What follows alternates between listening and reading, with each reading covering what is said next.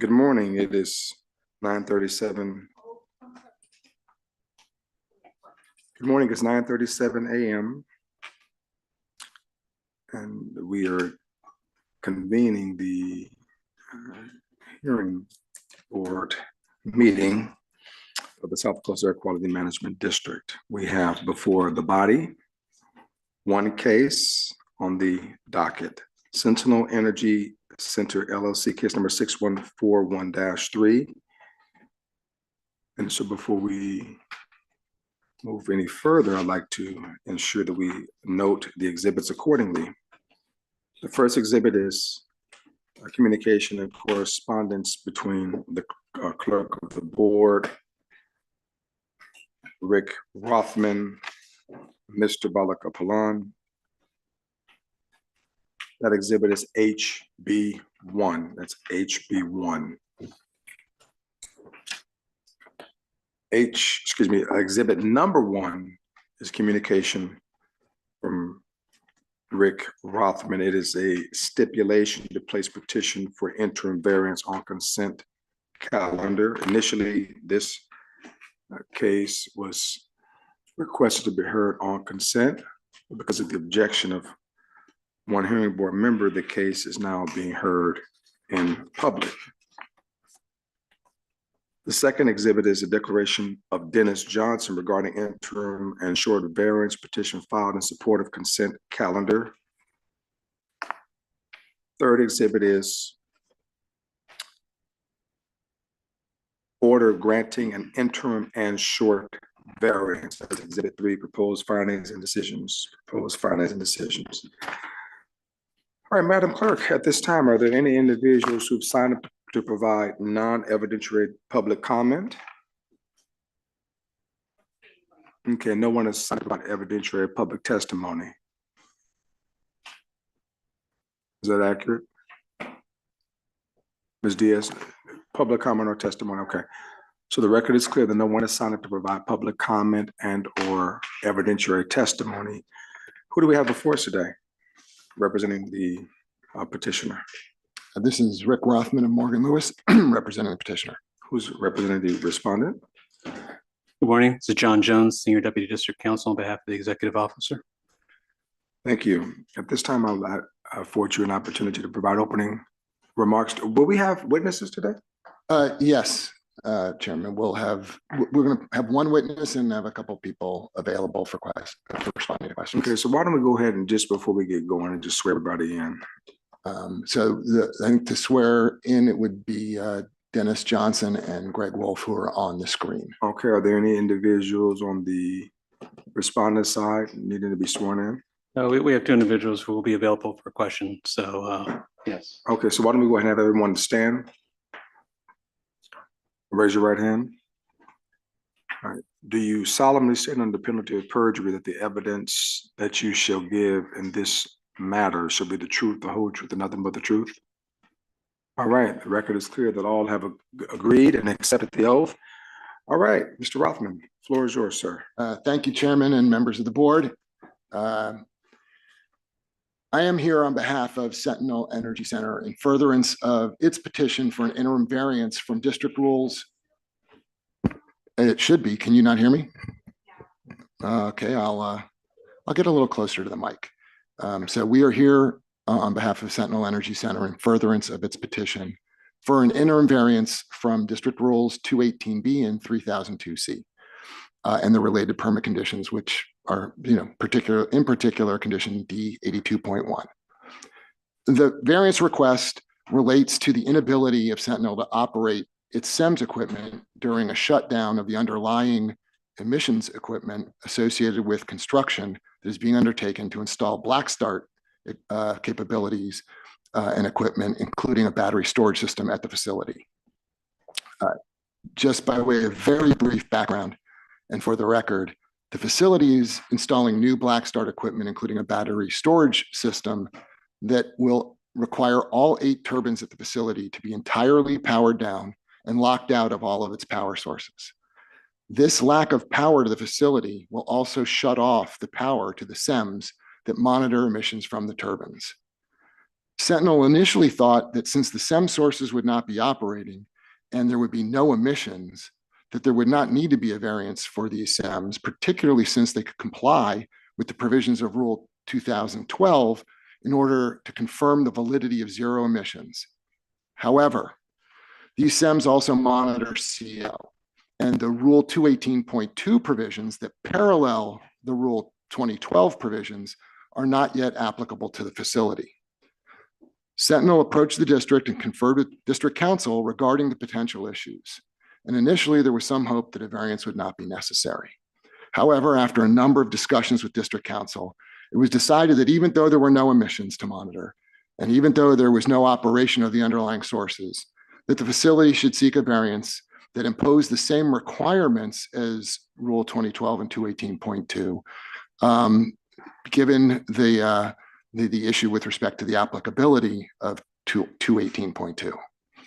The process to reach that conclusion, however, took a bit of time, and the shutdown of the units was not able to be postponed.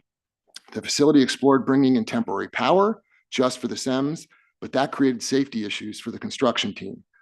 Thus, the need to seek this variance.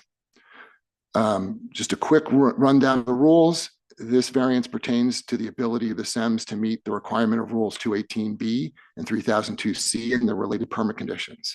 Rule 218B requires SEMs to be installed and maintained to measure CO2 concentrations for all 8 of the turbines at the facility. Without power, the SEMs monitoring equipment will not be operational, nor will it be able to transmit the data required in accordance with the rules. Therefore, Sentinel is seeking the variance protection requested here until the power can be restored to the SEMs, which will occur in advance of the restart of any turbines in order for the SEMs to be able to operate for at least 4 hours before fuel is put back into any turbine. So it is beyond Sentinel's reasonable control to meet these CO SEMs requirements under the circumstances. It is unable to monitor or transmit monitoring data because of the lack of electricity. However, there will be no emissions to monitor. Sentinel can meet the requirements of the rules that provide for reporting zero emissions, subject to taking steps to ensure the non-operation of the underlying equipment and the recording of 4 hours of zero emissions after shutdown of the underlying sources, and then 4 hours of zero emissions prior to restarting the source, which is set forth in the rules. Since the emission sources will not be operating and the fuel lines will be flanged off, there is no curtailment that would impact the need for a variance, and there will be no excess emissions associated with the variance. If the variance is denied, Sentinel will not be in a position to comply with the rules that we've mentioned and the permit conditions until the facility's power is restored to the SEMs. Therefore, a denial of variance as requested will result in violations of the SEMs requirements and associated impacts without any corresponding benefit to air quality. So we're respectfully requesting the hearing board grant the interim variance.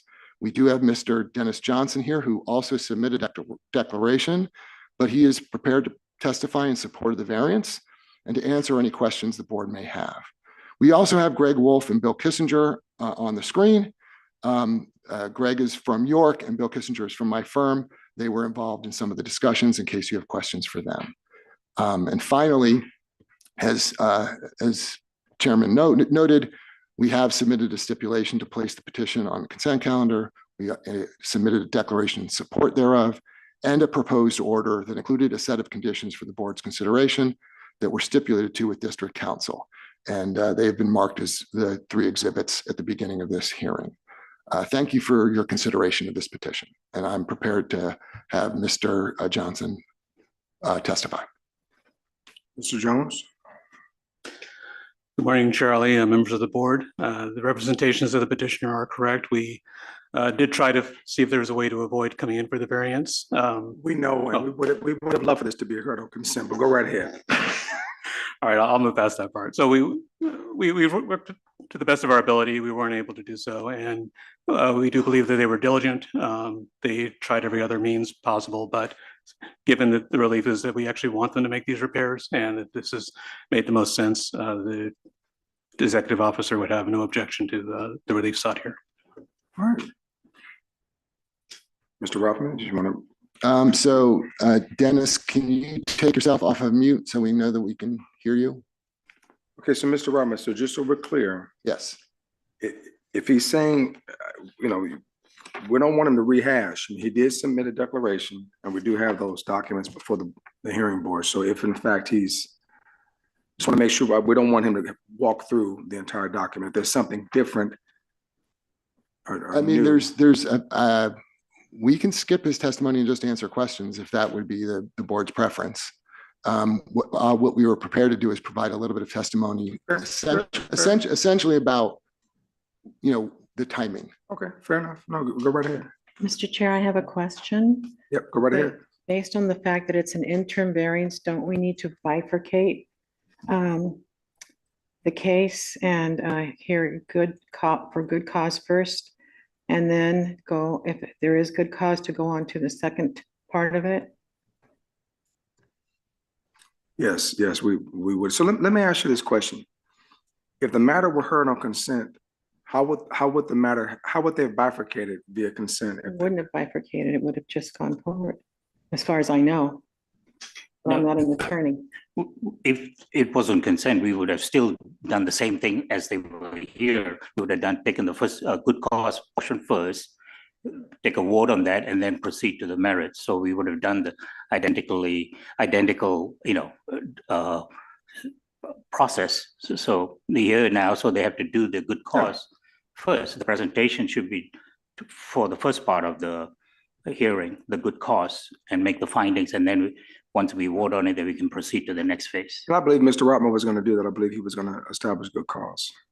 That's correct, and there is a little bit of overlap. Yep. So actually quite a bit of overlap, but so we'll try to provide a little bit of context that would be applicable to both the 5 findings and the good cause finding. Right ahead. Floor is yours. Okay, so Mr. Johnson, can you hear me? I can hear you. Can you hear me? Yeah, you can speak up a little bit, Dennis. That would be helpful.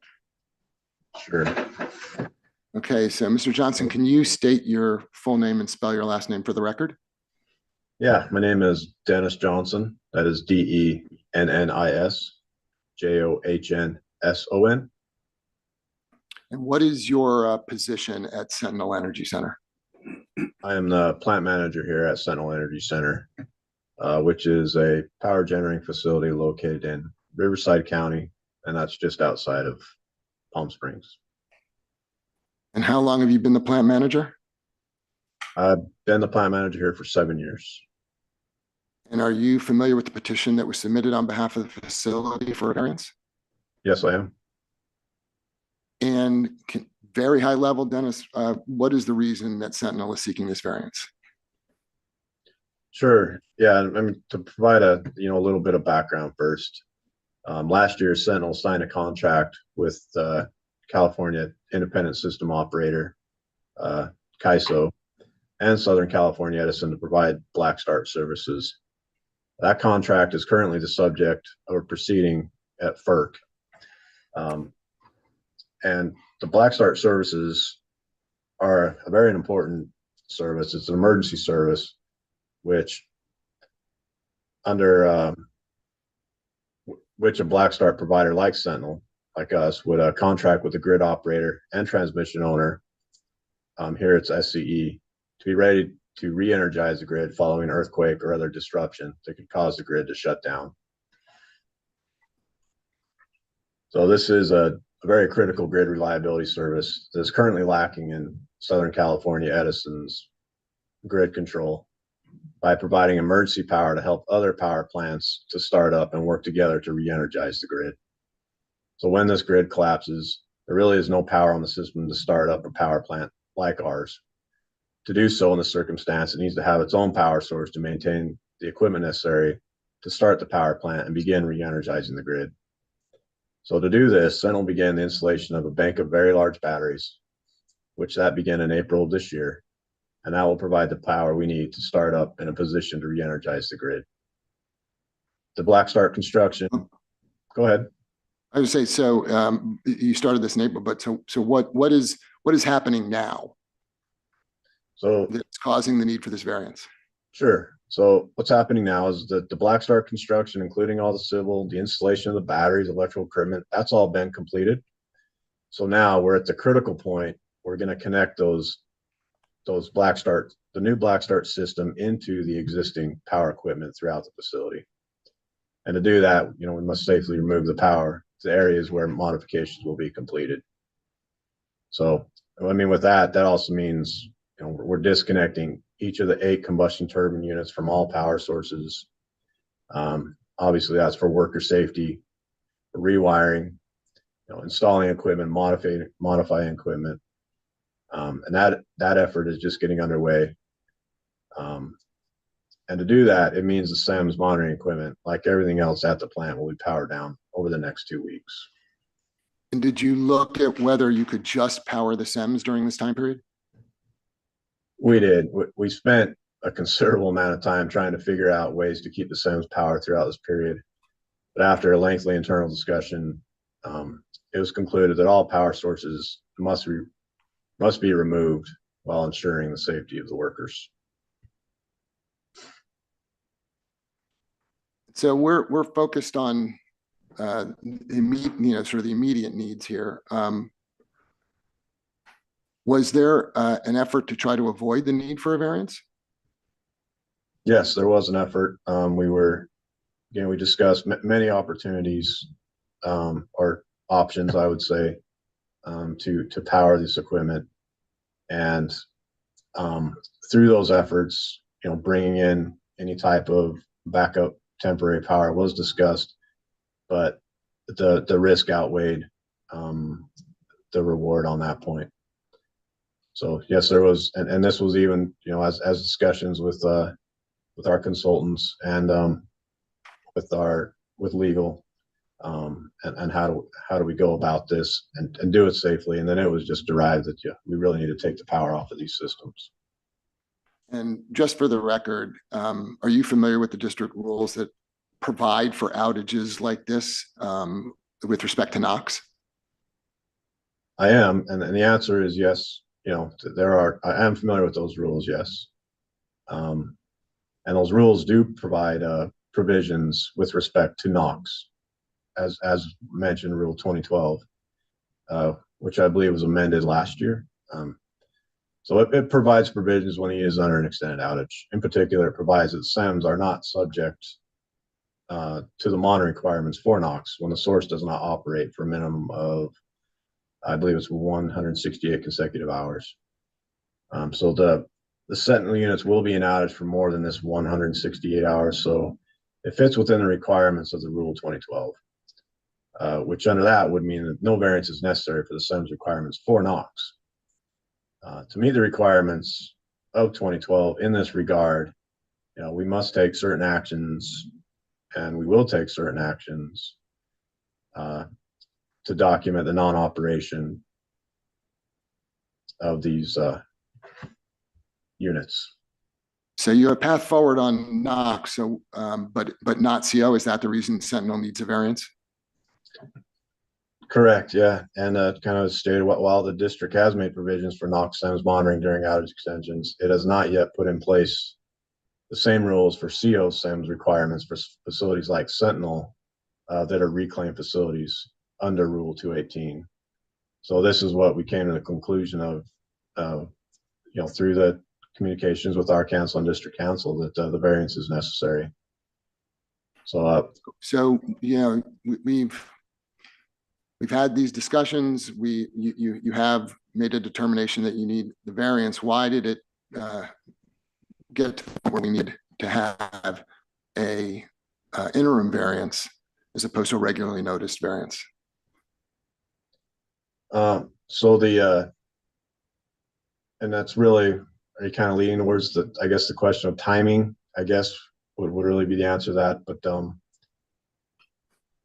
while the district rules in fact do provide the same treatment for CO SEMS requirements under 2012 for non-reclaimed facilities, there is no counterpart yet for reclaimed facilities. So that was really the time we were taking to ensure that was truly the fact.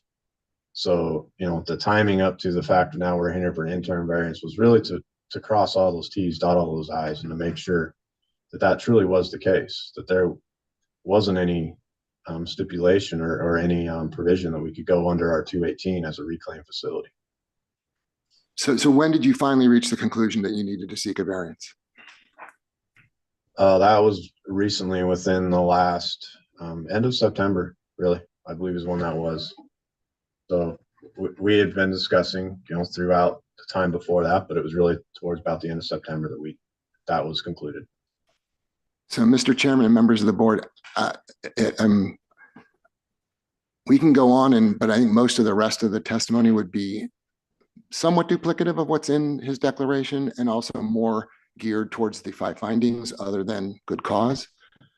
So if you want to do this in 2 steps. No, you're right. We'll do it in 2 steps. So we'll just deal with good cause on the beginning. Then we'll pause right now with respect to his testimony. Well, Mr. Jones, any cross? No questions for the executive officer. Thank you, Mr. Jones. Members of the board, Mr. Pearman. So I take it on the good cause basis, you're saying that you sort of belatedly found out that you needed the variance and it was too close in time to when the construction was supposed to begin. What efforts did you make to see if you could instead postpone the construction startup date?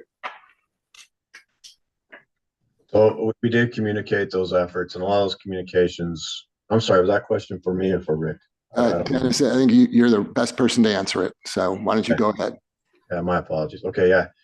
So those, yes, we discussed those with the contractor on site, which we refer to as the EPC contractor, which would be the overall contractor for all of the craft working. So that response back, was the delay. Obviously the delay in getting this system completed, commissioned in time for the agreements that we had made with Southern California and CAISO. And with CAISO understanding that Sentinel was going to be coming online, which is again very important black start service, they have made provisions in their system to include Sentinel as one of the plants that can restore the system under a black start event. So with grid stability, as they're seeing it now, as they see the stresses, and parts of their grid that made it really important to come to us in the beginning to make it so that we were awarded this black start service. To postpone those any longer with SC and CAISO was a major concern. So we did decide as the full group to continue on with construction. And again, we're not creating any emissions under this. So we felt as though, we're not creating an emission. These units are completely shut down. So the whole group together decided to continue. So in other words, you had contracts with the utility and ISO that essentially limited your ability to postpone the construction. Yes, that's essentially correct, which is that there's a lot of pressure from Southern California and ISO to get this project completed. And so they've got contractual provisions that are pressing them to get it done, and it's a very large project. It's not something that can be, sort of strung out or postponed in a way that would allow them to keep power to any of the individual SEMs during the swap out. So when you said they have contractual provisions. Sentinel Energy Center. Thank you. Critical Peralta. Just out of curiosity, did the decision have anything to do with the fact that you were coming into a high demand season with the high demand for air conditioning, anything like that? Was that a consideration at all? I'm not sure. I know, or the witness knows necessarily what was driving all of it, but I think, as the witness explained, the primary consideration is to get the black start capability back up and running as soon as possible in the event that there's an emergency. If there were an earthquake or something that would actually shut everything down, these units are basically the only units in Southern California that can come back up without other sources of energy. And so they're considered critical. Okay, thank you. All right, Mr. Balakaplan. Yes, good morning, Mr. Johnson. You testified that, if I heard you correctly, that you signed with CAISO and Edison last year, the contract for the black start provision. We were awarded, Yeah, that's correct. So the contract negotiation, so we were awarded that, and yes, we did go into those early negotiations or agreements last year. And Bill Kissinger, who's on, was very involved with that. So, you know, if I'm getting any timing off, he could definitely fill in those exact gaps. No, that's fine. And then you said the bank of batteries installation was completed in April. Began in April. I'm sorry. So my question is, why did you wait so long to file the petition for the interim variance? It appears from your petition, you started consulting with your consultants on August 27, and the district with through September 4th. If you've done what, so the good cause finding that requires is whether, you know, whether you could have, the circumstances leading to the violation could not reasonably been avoided by petitioner anticipated sufficient time to provide notice, public notice for the variance. And the second one is whether you were diligent. So why did you wait till almost the last minute, practically, you know, so that you couldn't have a public notice for this hearing? I think, as Mr. Johnson explained, they didn't wait to the last minute. I don't think they had an understanding that the cutoff of all. Actually, you're testifying. Yeah, If you no. let the witness testify, please. Okay, sure. Mr. Johnson, do you want to explain the timing again, in terms of when was it discovered that you were going to have to cut off all the electricity to the SEMS and that the SEMS would not be operational during this part of the work?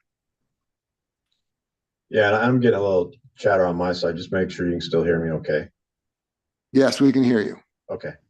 So, yeah, so we did, you know, we truly found out, you know, through the course of the discussions with our council and district council that at the end of September really is when this occurred. We do need to move forward with the variance or the CO for the rule under the CO 218.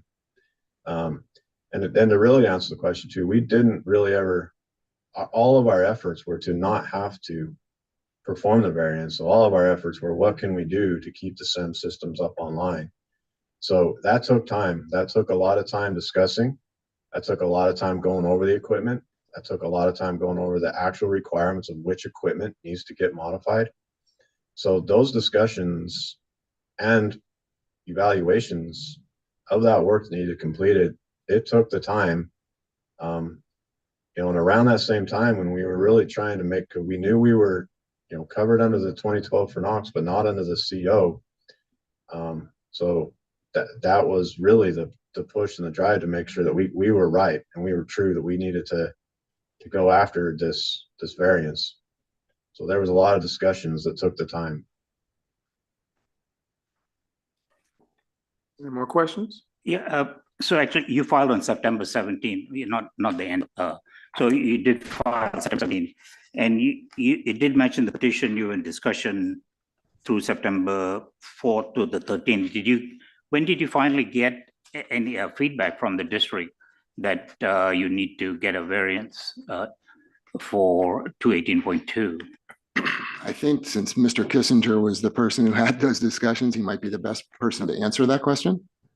Okay, let me ask you, I think Mr. Pearman alluded to this. Now you have a short variance scheduled for October 23rd. It's a notice hearing. Can you wait until the 23rd?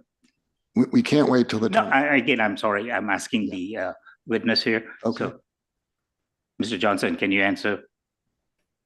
Yeah, so we're not able to wait. You have a notice hearing. Mr. Johnson, can you wait until October 23rd in order to take the power out and start the process that would require the variance? No, you know, we cannot. So the October 23rd to be about the period, that's the period when this is all completed. So all these modifications and this work will be completed by that time.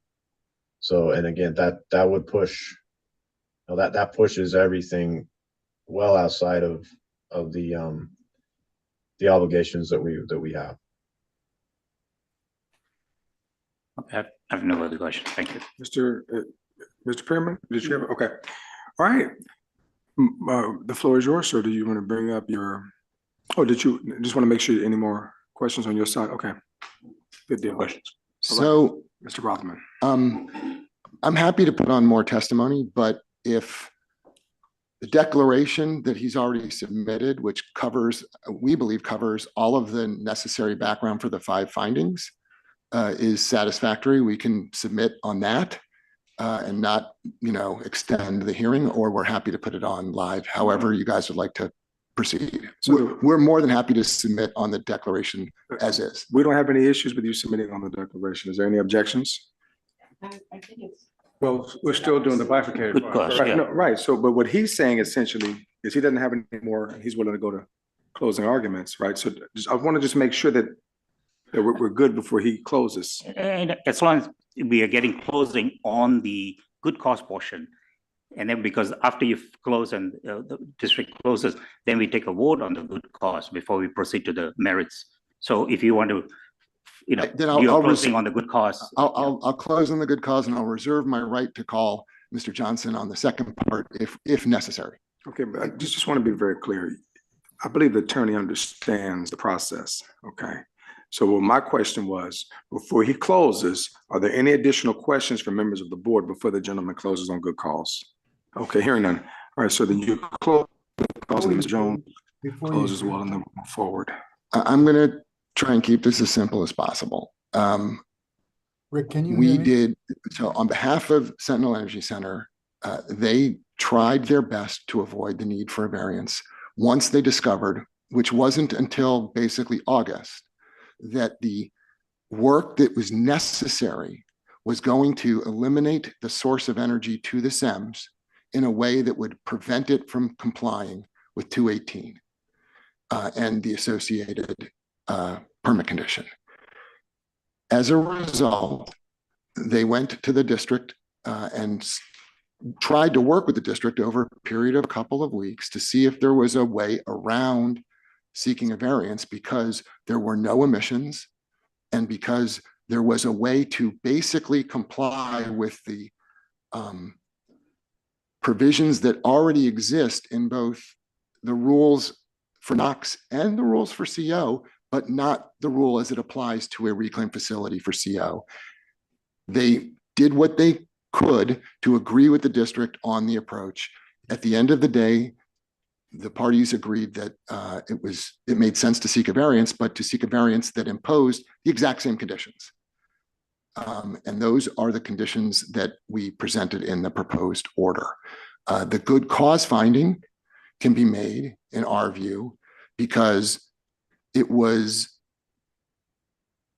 reasonable. And in fact, they took all efforts they could. It was reasonable to make a determination in August that they didn't know that this was coming in a way that was predictable back in April, that it was reasonable in August, once they discovered the issue, to first see if there was a workaround to allow for the powering of the SEMS during the outage. When that became impossible because of safety issues, they then went to the district to see if there was a workaround in terms of not needing a variance because there were no emissions and because they could essentially comply with the 4 hours before and 4 hours, 4 hours after and 4 hours before provision as it relates to SEMS that are out of service for an extended period of time. When that became impossible, it was at that point too late for this particular amount of work that needed to be done, and that work needs to be done because of the urgency of getting this project completed and because of the contractual obligations of the facility to SoCal and to ISO. And with that, I would respectfully request that the hearing board find good cause.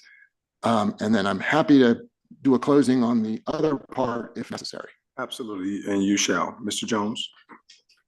Just briefly, we did work with the petitioner to try and find a solution. Unfortunately, unlike rules 2011 and 2012, there isn't a provision specifically for reclaimed facilities to do the kind of repairs under the timeline that they had.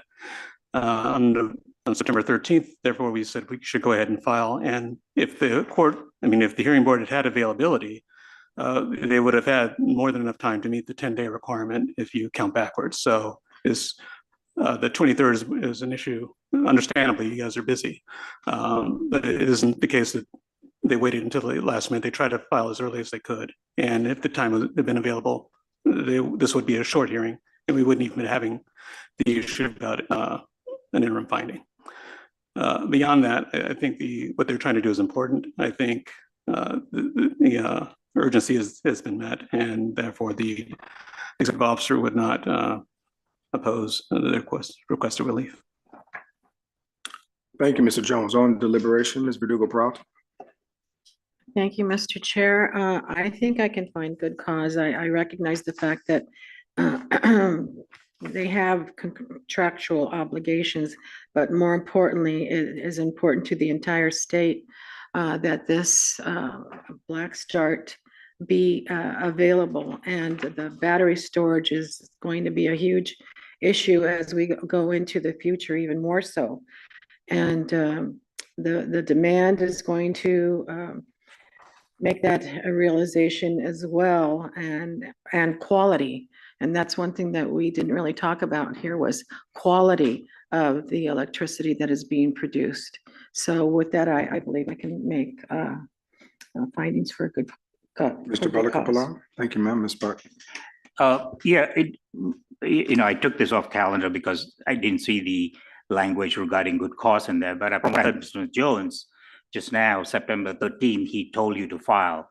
That was not in the petition. That indicates then you file, it was filed September 17th. So that shows me some diligence there, so that was what I was looking for, because we have to find the good cause portion to go forward, not discussing the merit yet, but the good cause. So if September 13th, the district told you, hey, you file and you diligently filed within a few days, so that was good. I do want to point out that you had known a year ago that this project is going to take place, and it seems like there was a not waited. It's only in August you started looking into it, but you had previously the same facility come before us for a variance for the same issue or for the 2012.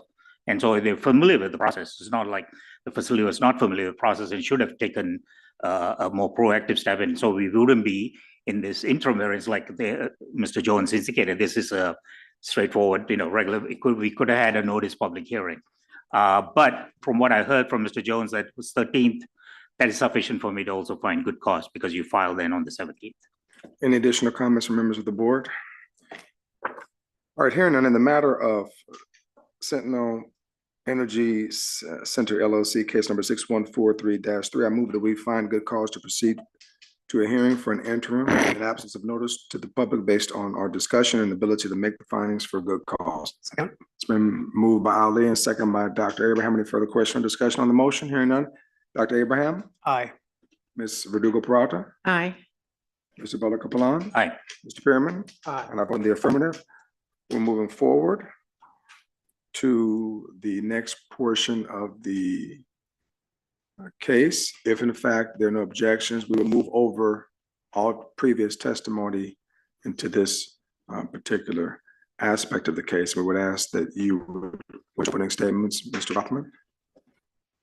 So, Mr. Chairman and members of the hearing board, in the interest of efficiency and effectiveness, because we spent a lot of time working with district council on the submittal of a stipulation, the stipulation includes proposed findings as to all of the 5 findings and proposed an order that has the conditions that have been agreed to by the petitioner with the district.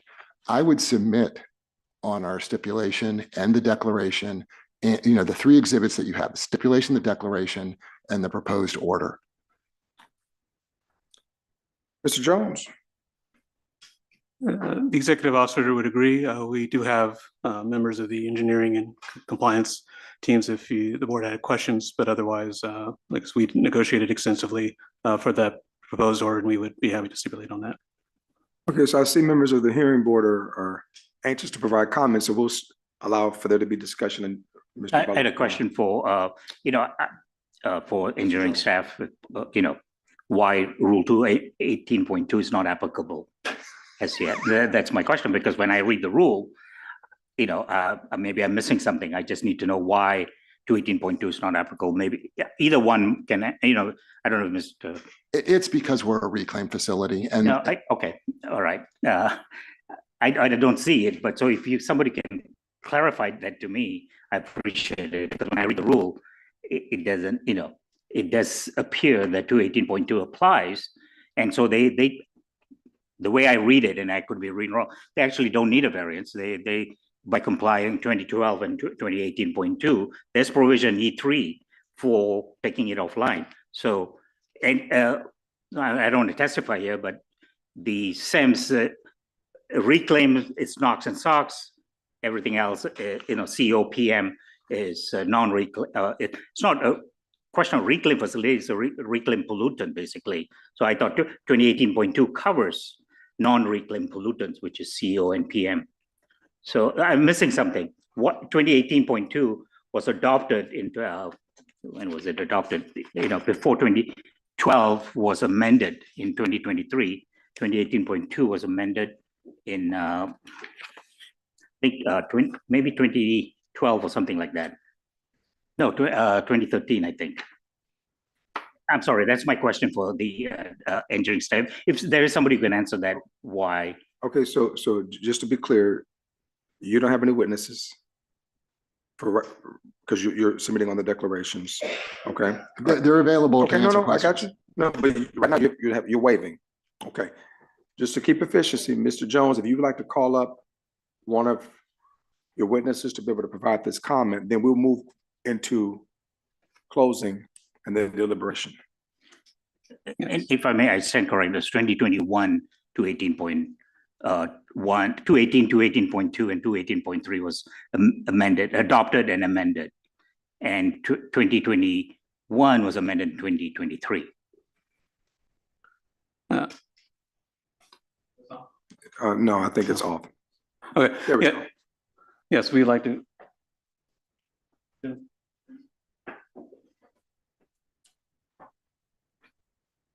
Yeah. Just state your name for the record, first and last name, sir, and position. My name is Osiris Torres. I'm a senior engineer for Team E, the energy team. Just spell your name for the record, sir. Sure. Osiris T. Sure. Osiris and last name Torres, Torres. Title is senior engineer for Team E, energy team.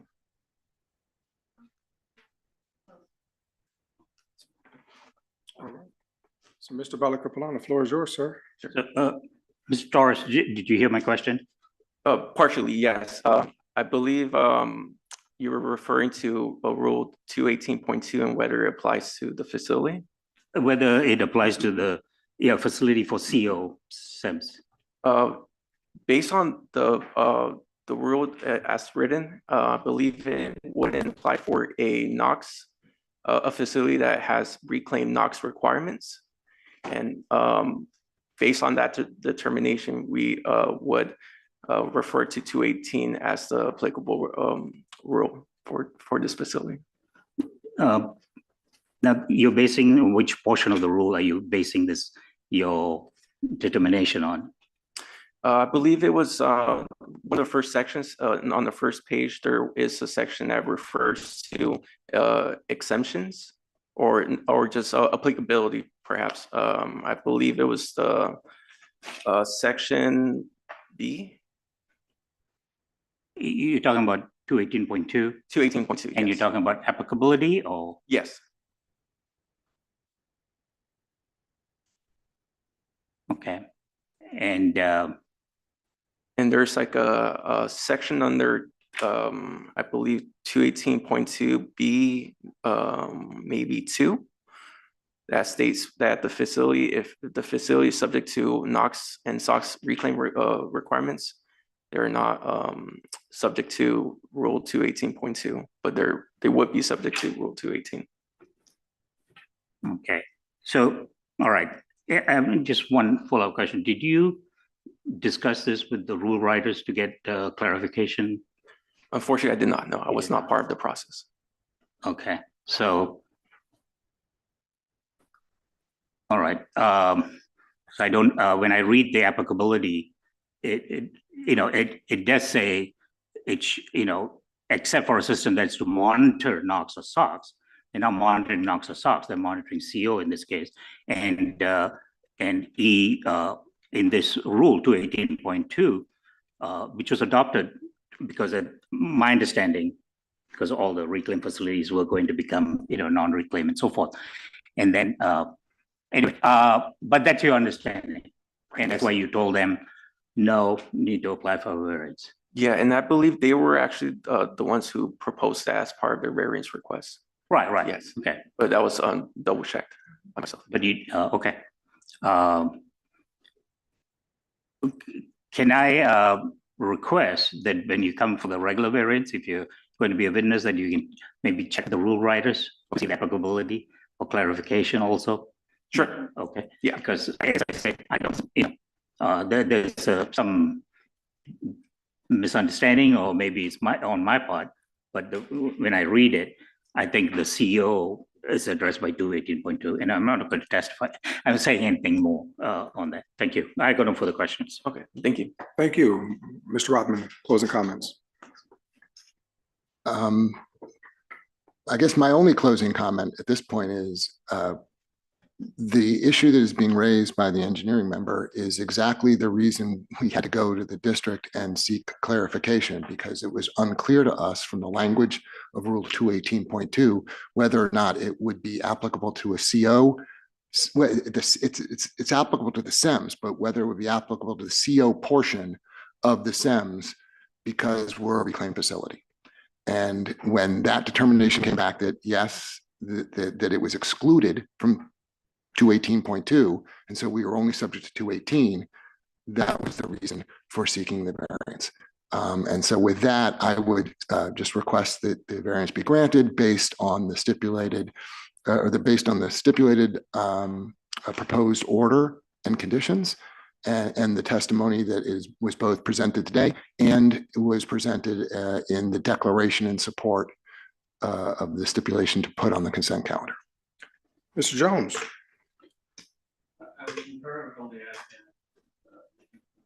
As we work with them, we realize, or at least it came back to us, the different set of circumstances that they have expected. Since it's voluntary, none of those emergency provisions would apply, so that's why we apply some. Beyond that, more. Thank you. On the deliberation. Remember, Mr. Balakapalan. Yes, I think I heard the testimony from the engineer, and I read the rule, and like as I indicated, 2021 218 was amended, 218.2 and 218.3 was adopted, and specifically to bring reclaim and non-reclaim facilities all in the same page. And my understanding is in 2023, because there was a delay in bringing reclaim and making them non-reclaim, the district amended 2012 and 2011 to include the same provision for NOx and SEMS. And when you came before, the facility came before us early on, that was a provision you got the variance from. However, the CEO was covered in 2012. It just doesn't make sense, But anyway, if I'll defer to the districts because they are the experts on the rule, and But the request I have is to checking back when maybe with the rule writers and what the intent was. Sometimes it's not always clear in the rule, and check with them if the provision of 218.2 covers it doesn't cover reclaim facility because NOx and SOx, as 2012 was specifically amended for that, but it would cover. My belief is 20 CO, or if there's PM on any other sense. So. And the other point I want to point out, I think in the finding and decision document, I think you try to cover all bases. It says about interim and short, it should be just for interim, for at least in this one, because you'll be coming back. No objection to that, deleting the short. Yeah. Okay. Any all right, any thank you. additional deliberation, Mr. Pearman? Just two things. Assuming we adopt the proposed order, we or the clerk, or they should just amend it because it has consent calendar language in it, which is not applicable. And it's got the variance to October 19th, but your short hearing is on the 23rd. So I would think, just to be safe, let's make it at least the 23rd. So that's when the short variance hearing. No objection. No objection. That's good. All right, any additional comments on deliberation? All right, in the matter of facility ID number 6143-1, Sentinel Energy Center LLC, located at 15775 Melissa Lane Road, North Palm Springs, California, 92258. I move that we grant an interim variance commencing October 1st, 2024, and continuing through October 23rd, 2023, from the rules as submitted within Exhibit 3. The conditions of the variance are also set forth in Exhibit 3. There are no emissions. There are no emissions calculated at this particular time. And indeed, the petitioner shall pay applicable fees pursuant to Rule 303, Hearing Board Fees, subsection K. Second by for Dr. Abraham. Any further question or discussion on that motion? Hearing none, Dr. Abraham, Aye. Ms. Verdugo Peralta, Aye. Mr. Bala. Aye. Mr. Pearman. Aye. Ali votes in the affirmative. The matter is hereby granted and this case is closed. I would ask my good friend, Mr. Rothman, to revise the proposed order Exhibit 3 accordingly. So you stellar individuals on October 23rd. We're off the record at 10:28 a.m. Thank you.